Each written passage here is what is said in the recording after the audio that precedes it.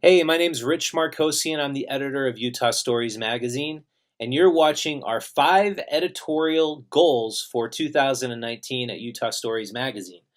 All right, let's get into it. Number one, the growing divide between the rich and the poor. Why is this divide expanding? Why is the middle class shrinking? I believe it's the biggest story of probably the 21st century that nobody is really reporting on. Um, what has made America the land of opportunity is the ability for poor people to become middle class people, for middle class people to become rich people, not this segregation of between the rich and the poor. So we want to examine in depth why is it that it appears to be happening that the United States is becoming more like countries in South America and Europe, where you just have a clear delineation between the rich and the poor. I think by how we want to cover this is we want to talk to people at the grassroots. We want to talk to poor people who perhaps feel like they lack in opportunity. We want to talk to middle class people and ask them why they feel like they're stuck. I think that if we continue to cover from the voice of local Utah as we have in the past, we can actually provide some significant um, insight into this very important issue. So that's the number one goal. Number two, I want to gain a lot more insight into how our government operates well for small local independent businesses or fails to operate well for small local independent businesses. The most telling statistic regarding how and why the government is not working well for small local independent businesses is that in this post-recessionary period since 2008, there has been the lowest number of small businesses being created than of any post-recessionary period in modern history. And what I mean by that is far fewer people are creating new businesses and creating new wealth. Instead, what we're finding is that the S&P 500 has tripled in size since 2008. And so the economic engine for the United States has always been small businesses, businesses with less than 50 employees. Why is that not proving to be the case anymore? What is the government doing wrong? Or perhaps what have special interests done in buying off our politicians in protecting their revenue streams and protecting their growth? We want to examine that in a very bipartisan manner. We don't have an agenda going in other than finding the truth. So, number three, we want to examine and uncover how our tax dollars are being spent at the local level. I feel like not enough reporting is done where reporters are following the money and looking at the money trails and seeing why, for example, have property taxes here where I'm at in Salt Lake City nearly doubled in the last 12 years? Why has my water bill nearly doubled in the last 12 years? I feel like this is the kind of reporting that's very tedious, it's very difficult, it's time consuming.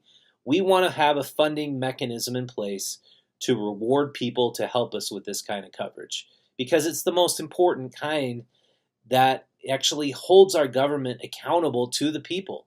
We can't expect the government to be accountable to itself. It just doesn't happen. That's what the fourth estate is for. That's why the media needs to be strong. We need to hold our government leaders accountable, and that's what we want to do at Utah Stories very much in 2019. Um, so number four is I have a personal problem with this. I've been living here near downtown Salt Lake City for 12 years. I've developed bronchitis. And every single winter I get this gunk in my chest and it just won't go away. And I talk to many people who have the same problem. Our air quality is terrible.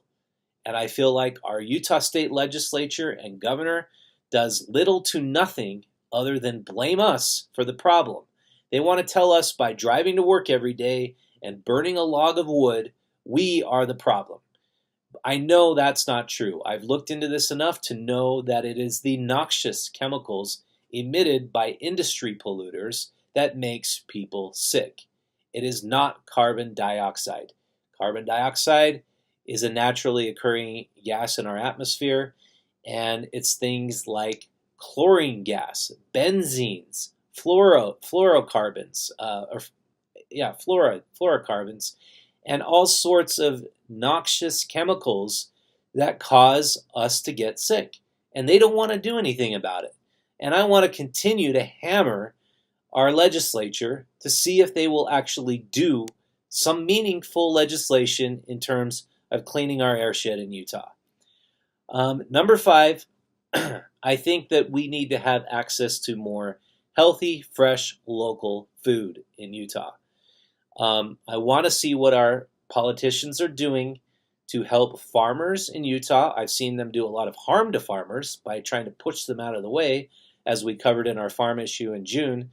But what are our local leaders doing in terms of food sustainability here? So we have more food raised locally, so we are not so dependent on places like Mexico for 70% of our produce. And that is true. We get 70% of our produce from Mexico.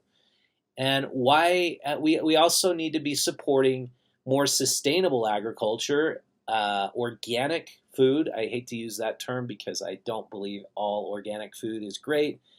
Plenty of non-organic growers who practice really great agricultural practices but haven't got the certified organic, but I won't go down that road too far.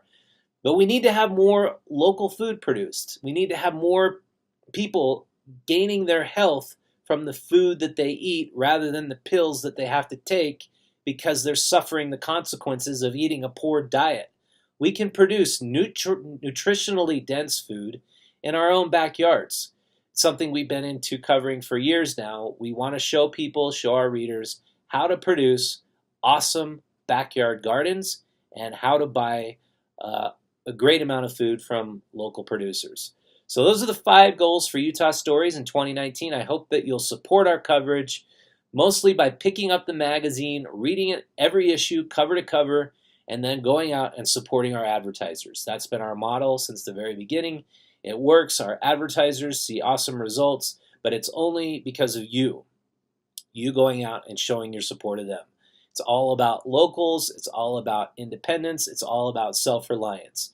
So let's have a great 2019 and make local Utah strong together.